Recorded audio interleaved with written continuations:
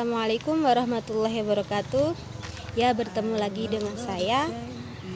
Di sini saya akan menyampaikan beberapa sedikit materi mengenai apa sih hakikat rezeki itu. Di sini saya akan menjelaskan ya mengapa saya mengambil tema mengenai pembicaraan kali ini itu mengenai hakikat rezeki.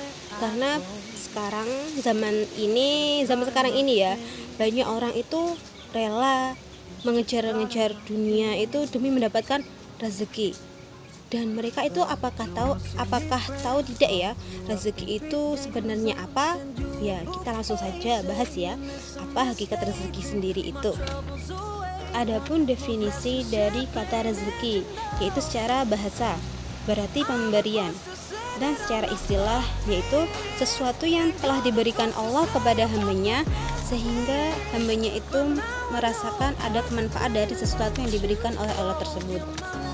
Dan ketika membahas hakikat dari rezeki kali ini, saya akan mengutip Quran surat At-Tolaq ayat ke-2 sampai 3.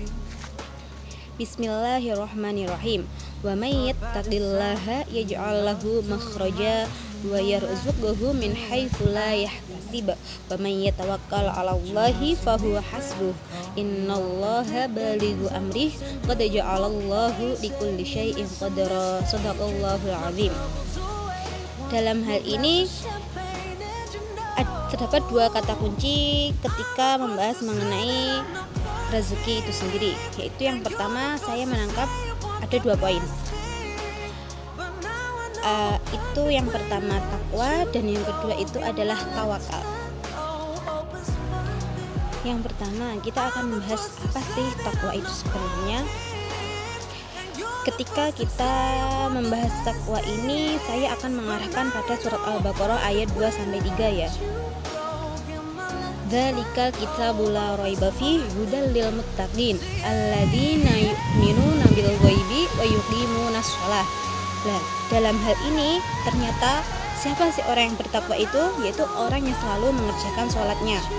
Yang selalu mengerjakan sholatnya itu selalu tepat waktu, selalu disiplin, tidak pernah bolong-bolong ataupun meninggalkan karena alasan lain. Ya, dengan begitu ketika kita sudah bertakwa, yaitu menjadi orang yang selalu mengerjakan sholat tepat waktu, itu maka Allah akan memberikan kita 2, yaitu sesuai dengan ayat Quran yang tadi ya, wa may yattaqillaha yaj'al lahu makhraja wa yarzuqhu min haitsu la yahtasib. Jadi kalau kita sudah bertakwa kepada Allah, kita akan mendapatkan 2 poin sekaligus, yaitu pertama, ketika kita mempunyai masalah, maka Allah akan segera memberikan solusi. Yang kedua, kita akan diberi rezeki dari arah yang tidak disangka-sangka. Kalau Allah itu telah menjamin, sungguh nikmat kan ketika setelah mengetahui ternyata orang yang bertakwa itu akan mendapatkan 2 poin keberuntungan yang sangat tidak berdambakan semua orang. Maka apa kalian tidak ingin kalau Allah sendiri yang akan menjamin hidup kita itu dengan yang dijanjikan seperti dalam Al-Quran tersebut? Kalau saya menjamin Anda boleh ragu dengan jaminan saya. Tapi kalau Allah sendiri yang telah menjamin hidup Anda begini-begini menjadi sukses, apakah Anda tidak mau? Ya, sepertinya Anda mau ya. Kalau Allah sendiri yang menjamin, maka kita tidak ada peluang untuk menolaknya. Adapun kalau saya atau siapa yang menjamin Anda untuk sukses, jika itu maka Anda juga boleh ragu terhadap jaminan seorang. Tapi ketika Allah yang menjamin, maka kita tidak bisa menolaknya, atau kita tidak mungkin menolaknya, begitu ya, karena janji Allah itu pasti benar. Inna wa'dallahi haqqun. Begitu ya teman-teman. Itu kita masuki poin yang kedua dari hakikat rezeki itu ya. Yang kedua yaitu tawakal.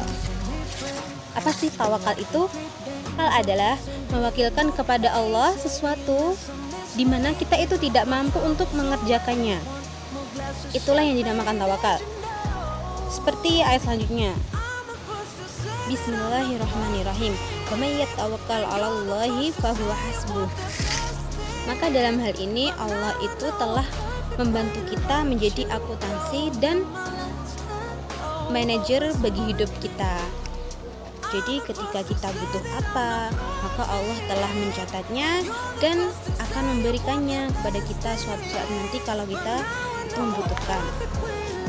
Terus ketika Allah telah menjadi akuntan kita, maka Allah itu akan menghitung segalanya dengan tepat.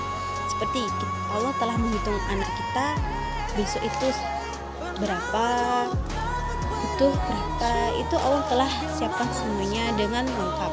Ketika kita dalam berumah tangga, kita butuh apa, itu telah Allah siapkan semuanya dengan rapi. Dan ketika kita telah bertakwa dan kemudian yang kedua kita telah bertawakal, maka selanjutnya yaitu innallaha balighu amri, dan Allah itu akan memberikan peluang bahwa apa yang kamu butuhkan itu tercapai.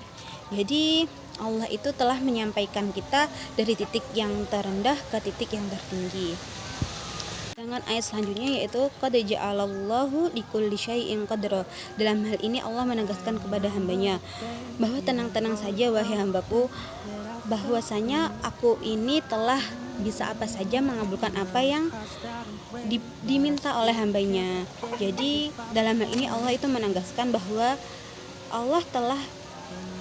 Allah itu selalu bisa melakukan apa yang diinginkan oleh hambanya. Jadi dalam ayat ini soal jaminan hubungan dengan Allah itu telah tuntas ya teman-teman.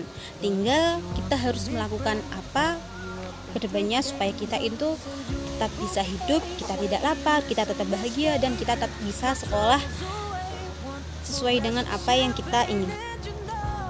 Ketika kita membahas mengenai takwa dan tawakal tadi, ternyata ada cerita bahwa dia itu sudah melakukan sholat, ternyata sudah bertakwa, dan katanya itu sudah bertawakal, tetapi dia itu masih merasakan, kenapa sih rezeki saya itu masih sangat sulit untuk saya dapatkan.